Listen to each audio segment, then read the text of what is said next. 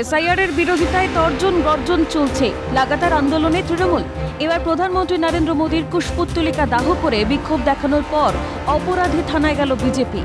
রাজ্যের মন্ত্রী সাবিনা ইয়াসমিনের বিরুদ্ধে মোথাবাড়ি থানায় অভিযোগ দায়ের কালিয়াচক 2 নম্বর পঞ্চায়েত সমিতির বিরোধী দলনেতা নিবারম ঘোষের। তার অভিযোগ, দেশের প্রধানমন্ত্রী যদি সুরক্ষিত না থাকেন তাহলে সাধারণ মানুষ কিভাবে সুরক্ষিত থাকবে। কোথায় অভিযোগ করেছেন? মোথাবাড়ি থানায়। কোন মন্ত্রীর বিরুদ্ধে অভিযোগ করেছেন? সাবিনা ইয়াসমিন।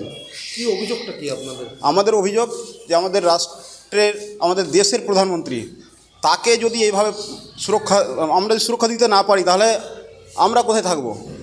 দেশের প্রধানমন্ত্রীকে কেউ যদি সুরক্ষা দিতে না পারে, আমরা মোথাবাড়িতে বাস করি। এর আগে একটা উস্কানিমূলক কথা বলে দাঙ্গা লাগিয়েছিল এই সাবিনা ইয়াসমিন। তারপরেও যদি এরকম ঘটনা ঘটায় তাহলে আমরা কোথায় মোথাবাড়ি থেকে বাস করতে পারবো? এখানেই শেষ না, তার আরও অভিযোগ, মোথাবাড়ি থানায় গেলে অভিযোগ নিতে অস্বীকার করে পুলিশ। প্রায় 2 ঘন্টা বসিয়ে রাখার পর বলা হয় মন্ত্রীর বিরুদ্ধে অভিযোগ নেওয়া যাবে না।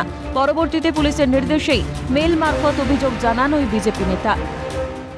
আমরা থানায় গিয়েছিলাম, থানাতে আমাকে পুলিশ 2 ঘন্টা বসিয়ে রেখেছিল। 7টা থেকে প্রায় 9টা, 9:30 অবধি বসিয়ে রেখেছিল। রাখার পরে আমাকে বললো যে আমি মন্ত্রীর বিরুদ্ধে কমপ্লেন নিতে পারছি না, আমাকে এসপিকে জানতে হবে, তাহলেই আমি কমপ্লেনটা নেব। তারপরে আমাকে বললো যে মেল মারফত আপনি দিয়ে দেন, সেখানে আবার আপনার এন্ট্রিটা করে দেবো আমি। তো মেল করেছেন? হ্যাঁ, মেল করেছি, প্লাস হার্ড কপিও ওসিকে দেওয়া হয়েছে। কি চাইছেন? আমি চাইছি যে সাবিনা ইয়াসমিন যে বক্তব্যটা যে কাজটা করেছে, তাকে যেন, যেটা আইনি পদক্ষেপ আছে সেই আইনি পদক্ষেপ হিসাবেই তাকে যেন ব্যবস্থা করা হয়। প্রসঙ্গত চলতি মাসের 10 তারিখ বিকেলে এলাকার বিধায়ক তথা রাজ্যের মন্ত্রী সাবিনা ইয়াসমিনের নেতৃত্বে মোথাবাড়িতে বিক্ষোভ দেখায় তৃণমূলের কর্মী সমর্থকরা। সেখানেই প্রধানমন্ত্রী নরেন্দ্র মোদীর কুশপুত্তলিকা দাহ করা হয়। সাবিনা ইয়াসমিন কিছু না বলতে চাইলেও বিজেপিকে গুরুত্ব দিতে নারাজ শাসক শিবির। তাদের গলায় বিদ্রোহীর সুর। শুধু কুশপুত্তলিকা দাহ নয়, আন্দোলন আরও তীব্র হবে হুঁশিয়ারি জেলা তৃণমূল নেতৃত্বের। মানুষের ভোটাধিকার থাকবে কি থাকবে না তার চক্রান্ত শুরু করেছে।